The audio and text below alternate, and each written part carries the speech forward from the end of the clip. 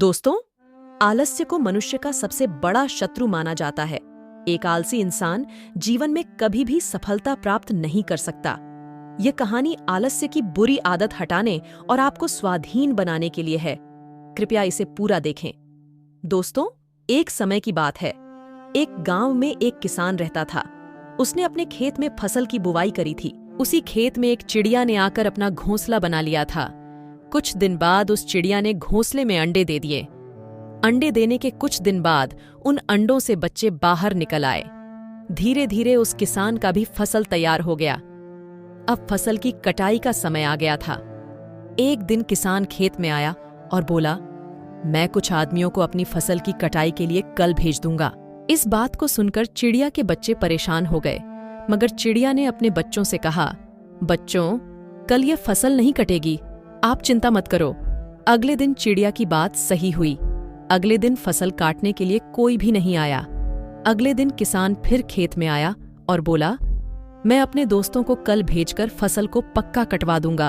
अब किसान की बातें सुनकर चिड़िया के बच्चे और भी ज्यादा डरने लगे और अपनी माँ चिड़िया से बोले, माँ, लगता है अब हमें यह खेत छोड़कर कहीं और जाना होगा। चिड़िया ने कहा, कोई बात नहीं बच्चों, डरो मत।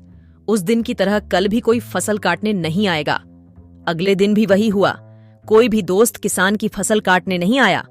किसान शाम को खेत पर फिर आया और बोला, अब मैं कल खुद अपनी फसल काटने के लिए आऊंगा। यह सुनते ही चिड़िया अपने बच्चों से बोली, बच्चों, अब हमें यह खेत छोड़कर हमेशा के लिए कहीं और जाना पड़ेगा। तब बच्चों ने चिड़िया से पूछा, माँ, आप इतने विश्वास के साथ कैसे कह सकती हो कि हमें खेत छोड़कर जाना पड़ेगा?